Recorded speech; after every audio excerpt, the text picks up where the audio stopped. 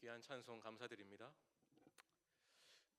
오늘 말씀의 배경이 되는 이 고린도는 그리스 남단에 위치한 항구 도시로서 동방과 서방을 잇는 무역의 중심지였습니다.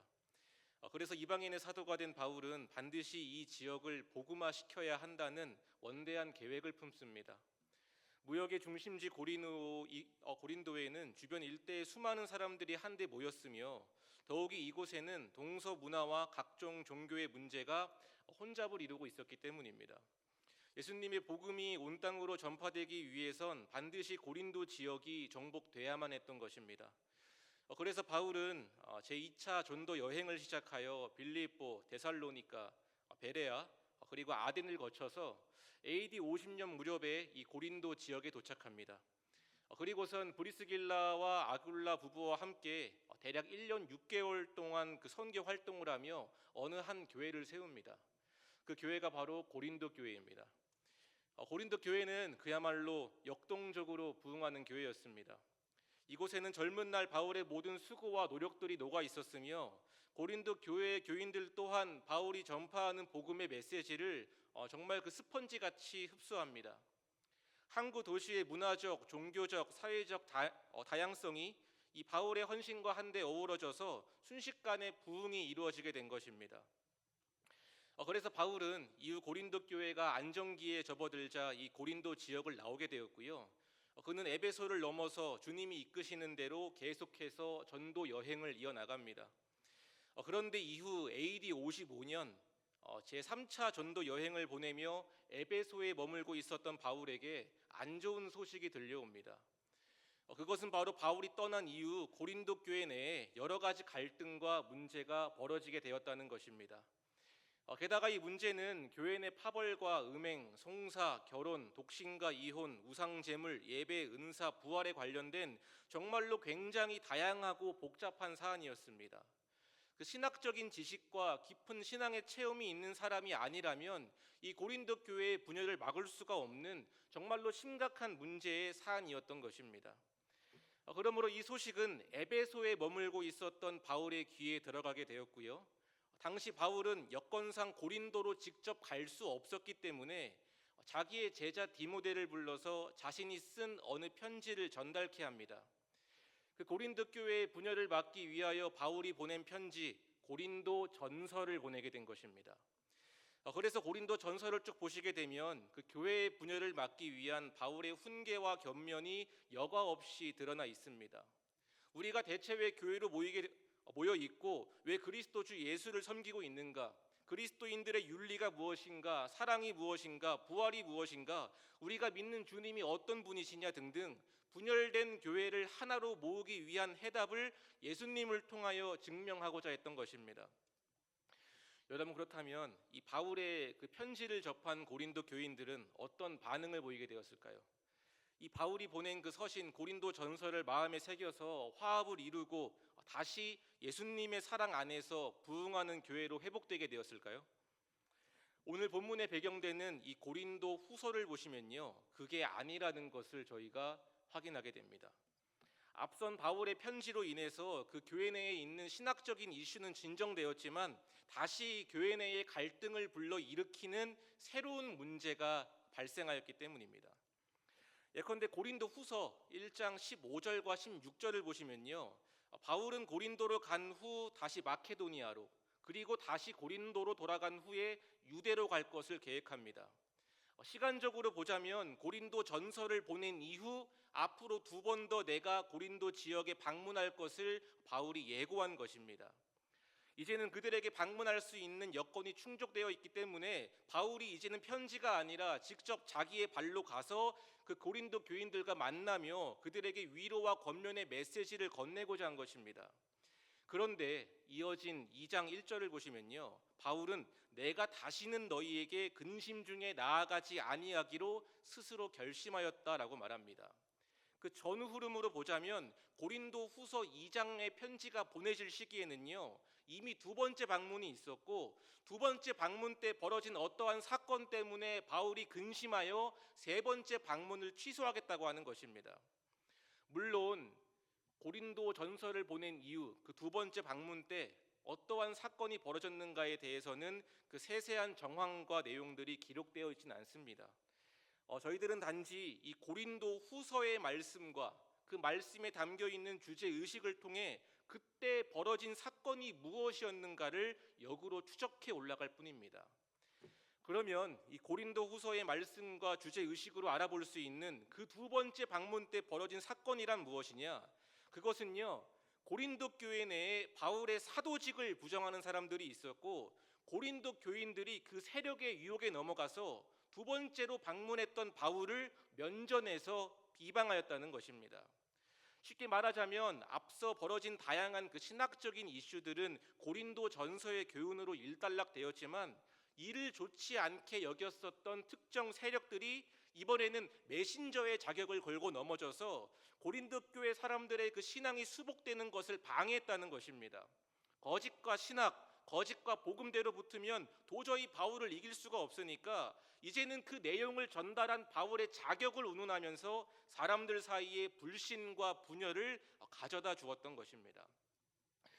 그래서 이 고린도 후서의 내용을 쭉 보시게 되면 바울은 자신의 사도권에 관한 그 소명과 그 기원을 변증하고요, 그 내용 중에 하나가 바로 오늘 본문의 말씀이 되는 고린도 후서 6장 1절로 13절입니다. 먼저 오늘 말씀에서 바울은 자기의 사도직을 부정하고 그 말에 넘어간 교인들에게 뭐라고 말하느냐, 6장 1절로 2절의 말씀처럼 은혜를 헛되이 받지 말라고 말합니다. 여러분, 보통 그 은혜라는 것은 호의나 친절, 자비, 긍휼, 그리고 윗사람이 아랫사람에게 베푸는 사랑의 행위를 가리킵니다. 내가 하지 못하고 내가 할 수 없고 나에게 없는 무언가를 상대방의 호의로 받는 것이 그 은혜의 일반적인 의미입니다. 그런데 이 성경은요, 은혜의 의미를 사방으로 허용하지 않고 오직 하나님에게로만 특정합니다. 그럼 이 진리의 말씀이 가리키는 은혜란 무엇이냐? 그것은 바로 하나님이 우리에게 값없이 베푸신 선물을 말합니다. 예수 그리스도께서 죄인된 우리를 용서하시고 우리를 의롭다 하시고 우리에게 구원과 영생을 주신 것, 곧 십자가의 은혜가 성경이 말하는 은혜의 핵심이자 은혜의 본질인 것입니다.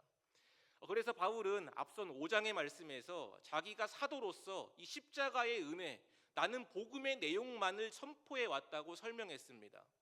5장 11절로 21절의 말씀처럼 예수님은 모든 사람을 위해서 죽으셨고 그 죽음 안에서 하나님은 죄인된 인간과 화해하셨고 그 화해의 복음을 선포하는 것이 바로 나 사도 바울이다. 나는 사도의 직분을 수행하며 나의 이야기를 전파한 것이 아니라 오로지 십자가의 은혜, 그 복음의 내용만을 전파했다는 것입니다.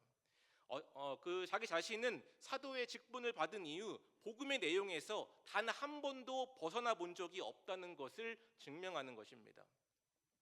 마찬가지로 주님께서 부르신 그 사도의 직분이라는 것은 화목하게 하는 직분입니다. 사도의 본질은 주님께서 십자가를 통하여 전달하신 화해의 복음을 전파하고 이를 사람들로 하여금 가능케 하는 것에 있었습니다. 그래서 바울은 앞선 말씀의 내용처럼 예수님의 죽음을 항상 짊어지고 다녔고요, 예수님의 부활에 참여하리라는 소망을 늘 갖고 다녔습니다. 그리고 예수님의 생명이 사도 바울에게서 나타나 보여짐으로 말미암아 그가 세운 성도들은 영생을 얻게 되었습니다. 왜 바울이 앞서 고린도 교인들을 가리켜서 자기의 추천장이라고 말했겠습니까? 그가 진정 십자가의 은혜로 사도의 직분을 수행해 왔기 때문에, 복음의 내용만을 바울이 선포해 왔기 때문에 주님께서 그 사역의 열매를 맺게 하셨다는 것입니다.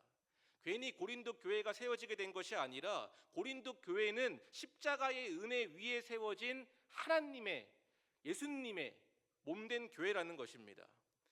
그러므로 바울은 이러한 배경 위에서 오늘 말씀 6장 1절로 2절의 내용처럼 우리가 하나님과 함께 일하는 자로서 너희를 권하노니 하나님의 은혜를 헛되이 받지 말라. 보라, 지금은 은혜 받을 만한 때요, 보라, 지금은 구원의 날이 되었다라고 말합니다. 그럼 이게 무슨 말입니까, 여러분?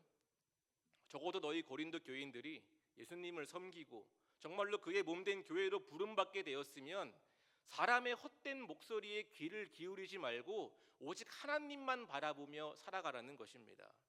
당신들은 사람의 주장과 능력에 따라 세워지고 모인 것이 아니라 오직 십자가의 은혜로 모인 사람들인데 대체 왜 그 은혜에 합당한 삶을 살아내지 못하는가? 왜 자꾸 악한 사람들의 꼬임에 넘어가서 은혜를 헛되이 받는가? 은혜를 소모하는가? 지적하는 것입니다. 마찬가지로 저희들은 십자가의 은혜를 통하여 믿음의 공동체로 모인 사람들입니다. 예수님은 우리를 죄에서 구원하셨고요, 하늘 소망을 주셨고요, 지금도 하늘 보좌에서 우리의 모든 기도와 간구를 중보하고 계십니다. 우리의 자랑은 오직 주님뿐이며 우리가 말해야 하는 것도 증명해야 할 것도 오직 예수님뿐입니다.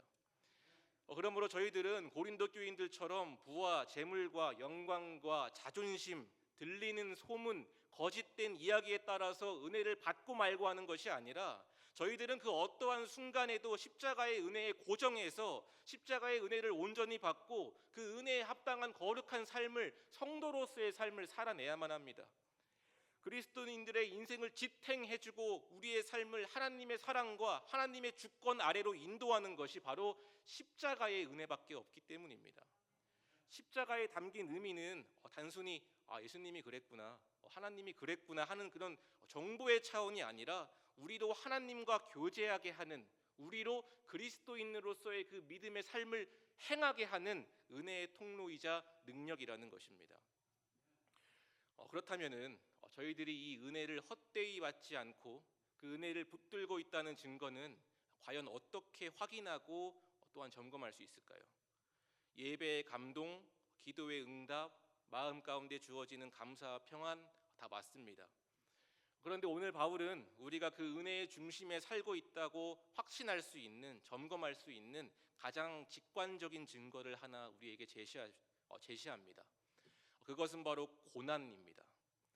오늘 말씀 3절로 10절을 보시면 바울이 사도로 일하며 받은 고난들이 세세하게 나열되는데요, 이 부분만 보시면 뭔가 바울이 내가 이만큼 수고하고 고난받아 왔으니까 이제는 좀 나의 직분을 인정해 달라고 호소하는 것처럼 보입니다. 하지만 바울은 인정받기 위해서, 또한 온정에 호소하기 위해서 자기가 받은 고난들을 열거한 것이 아닙니다. 오히려 바울이 말하는 그 고난의 문제를 말한 것은요, 적어도 바울에게 있어서는 지극히 일상적인 언어였고요, 그냥 있는 그대로의 삶을 덤덤하게 말한 것뿐이었습니다. 십자가의 은혜를 누리며 하나님의 영광을 위하여 살아가는 사람들에게는 반드시 이 고난의 문제가 필연적으로 함께 하고 따라오기 때문입니다. 은혜와 고난은 서로 상반되고 분리된 다른 차원의 이야기가 아니라 은혜가 있는 곳엔 고난이 주어지고요, 고난이 있는 곳엔 이를 이겨낼 수 있는 십자가의 은혜, 그 능력이 주어진다는 것입니다. 달리 말하자면 은혜라고 하는 단어는 고난의 이야기를 동시에 담고 있는 것입니다. 예컨대 예수님의 공생애를 보시면 예수님은 자기의 피조물들에게 고난받으사 십자가에 달려 돌아가시게 되었습니다. 성자 하나님, 하나님의 어린 양께서 극악무도한 죄인들만이 받는다는 굴욕적인 형벌, 십자가형을 받으시고 죽임당하신 것입니다. 그러나 그 어떤 누구도 예수님의 인생이 불쌍하다고, 또한 창피하다고, 치욕적이라고 말하지 않습니다. 오히려 성경은 예수님께서 죄와 사망 권세를 십자가 위에서 승리하셨다고 말합니다. 예수님은 하나님의 은혜를 이 땅에 선사하기 위하여 고난받으신 것이기 때문입니다. 죄와 사망 권세로부터 승리, 부활하시기 위해 고난받으신 것입니다. 여전히 하나님의 사랑이 우리를 향하고 있으며 그 사랑은 우리를 의롭게 하시는 사랑이다, 구원의 사랑이다, 그 은혜의 내용을 증명하기 위해서, 승리하기 위해서 예수님은 그 고난의, 그 보혈의 십자가를 지나 오신 것입니다. 그러므로 그리스도 주 예수를 믿는 믿음 안에서 우리가 고난받는가, 또한 고난받고 있다는 것은요, 우리가 진정으로 십자가의 은혜, 그 중심에 살고 있다는 것을 반증합니다. 우리에게 주어지는 고난은 그냥 주어지는 것이 아니라 하나님의 은혜가 우리 위에 있음을 증명하기 위해서 주어지는 것입니다. 그래서 교회의 반석이 되는 사도 베드로는 자신이 보낸 편지에서 그리스도인들이 어떻게 고난의 문제를 마주해야 하는지를 이렇게 설명합니다. 다 함께 그 앞에 띄어지는 베드로전서 4장 12절로 14절의 말씀을 함께 읽어보시겠습니다. 사랑하는 자들아, 너희를 연단하려고 오는 불시험을 이상한 일 당하는 것 같이 이상히 여기지 말고 오히려 너희가 그리스도의 고난에 참여하는 것으로 즐거워하라. 이는 그의 영광을 나타내실 때에 너희로 즐거워하고 기뻐하게 하려 함이라. 너희가 그리스도의 이름으로 치욕을 당하면 복 있는 자로다. 영광의 영 곧 하나님의 영이 너희 위에 계심이라. 아멘. 베드로는 우리에게 불시험이 주어지고 이상한 일이 벌어지는 것을 이상하게 여기지 말라고 말합니다. 오히려 너희가 그리스도의 고난에 참여하는 것을 즐거워하라고 합니다. 우리에게 주어지는 고난은요, 예수님의 영광 곧 하나님의 나라와 의가 이 땅에 이루어질 때 우리로 즐거워하고 기뻐하게 하려고 주어지는 것이기 때문입니다. 14절의 말씀처럼 우리가 그리스도의 이름으로 치욕을 당하면 오히려 그 사람에게는 복이 있다 합니다. 하나님의 나라와 영광을 위하여 자기의 십자가를 짊어지는 사람들에게는 영광의 영, 곧 하나님의 영이 그 사람 위에 계시기 때문입니다. 우리가 고난 가운데 있다는 것은 하나님께서 우리를 버리신 것이 아니라요, 오히려 하나님께서 우리와 함께 하시고 우리를 위하여 일하신다는 시각적인 증거가 되는 것입니다. 같은 의미로 앞선 그 고린도 전설을 보시면 그 고린도 교회 교인들끼리 서로를 법정에 고소 고발하는 사건이 등장하는데요, 이 사건이 가리키는 바는 자명합니다. 그들이 서로를 용서하고 서로에게 져주고 양보하려는 그 수고와 노력을 포기했다는 것입니다. 주님이 죄인된 그들을 사랑하시고 품어주신 것처럼 그들 또한 그 노력과 수고와 고난에 참여해야 하는데 하기 싫으니까, 자기의 감정만 소모되니까 갈등의 문제를 그냥 법정에 넘긴 것입니다. 주님의 사랑을 이루기 위하여 함께 모여서 고난받기를 두려워했기 때문입니다. 그러므로 고린도 교회는 점차 분열되었습니다. 십자가를 지지 않는 교회는 세상과의 구별됨을 잃어버린 교회이며 십자가의 능력을 스스로 버린 것과 마찬가지이기 때문입니다.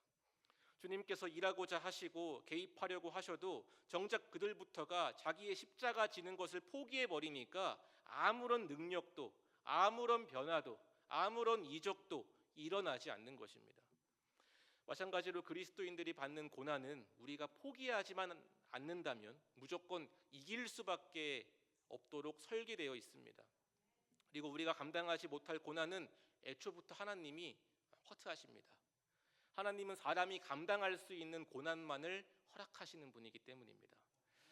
다시 말씀 보시자면 바울은 3절로 10절의 말씀처럼 자기가 받은 고난들을 목록화하여 이를 세세하게 나열했습니다.